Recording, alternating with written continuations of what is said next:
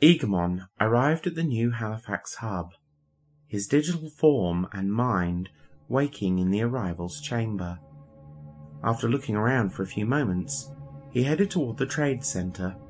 There should be a body waiting for him at the clinic. His route had already been planned out, making it easy to locate. The hub was much busier than the one back home. Thousands of people filled the halls of the virtual realm here. So many different peoples. He walked slowly, eyes drifting from face to face, taking in the architecture and art.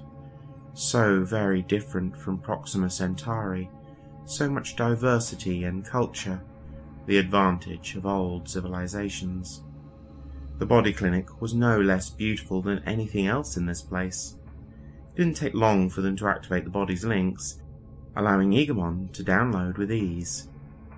The trip from Proxima to Sol seemed to take no longer than downloading into the body, at least from his own perspective.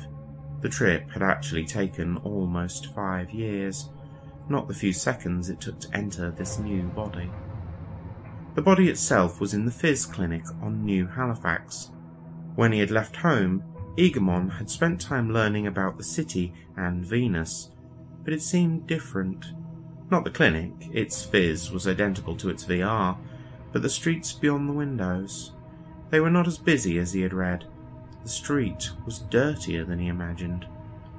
The body was identical to his original one back home, apparently somewhat taller than the Venusian human at the clinic and those out on the street. He was going to stand out, even more so with knee-length golden hair and bubblegum pink skin. Humans of Venus were so much less pink than he had envisioned. They were more grey-brown than pink. At least his clothing was a Venusian style. The city was not as spectacular as the hub, but still wonderful. The city was more than a millennia old, 3 times older than his home colony. Its classical architecture and pseudo-organic curves gave it a unique beauty, but it seemed off somehow. The people were not as vibrant, nor was the city itself. Egamon wondered what could have happened in the last 5 years. It was so different from the records. As he walked the street, he began to read the top news stories of the last few years. It didn't take long for him to find out what had transpired. Egamon ended up sitting in a public park as he read, learning of the war and the ongoing struggles on Venus. The feline flu and shortages were worrying, but the remaining tension and appearance of borders on the planet stirred fear in him. He'd learned about war in school, but there have been no wars in Proxima Centauri. Not one.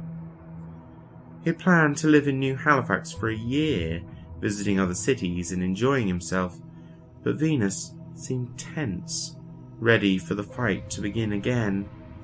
The news suggested that Mercury, Mars, and Earth were also strained, the whole inner system. What should he do? Stay here and risk being embroiled in a war? Or travel to the outer system to avoid the fighting?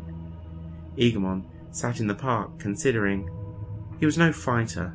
Music was his passion and vocation. He had so wanted to see Venus. There was nothing like it back home. Cities floating among the endless clouds, the enigmatic Kraken, the fun-loving Karnath, and most of all, the music. Venus was rich in music, or at least it used to be. Perhaps it's not as bad as it seemed. Getting up from the bench, he resolved to spend some time here, just to see if it really was all that bad. Before leaving home, he'd arranged for the body and a residence in the city, sealed and waiting for him. It overlooked the park he was in, just 10 minutes from the bench he'd spent so much time on already. It was supposed to be a nice area, safe and clean, but it was not what he was promised. Hardly their fault, though. The war wasn't happening when he left. He just wanted to see Venus before it was transformed, not after.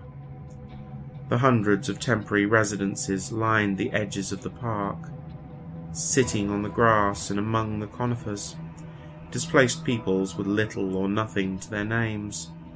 It was terrifying and saddening. Egamon felt very uncomfortable entering the apartment building. The lobby was clean and sweet-smelling, luxury a dozen meters from squalor. The elevator required his code, taking him to his floor of the building. The top one, its balcony, would get the best view of the park. Of course, now it only gave him a view of the refugee camp. The apartment was no less luxurious than the lobby, more so. Its thick carpets and opulent furnishings were hand-picked by the designer he had hired. Every detail was meant to allow him to experience Venusian culture and art. Despite the beauty, Egamon found himself on the balcony, looking over the park. It was not hundreds of residences, it was thousands. He could see them spreading off into the distance, stacked 2 or 3 high in places, the tired and huddled masses, waiting to live once more.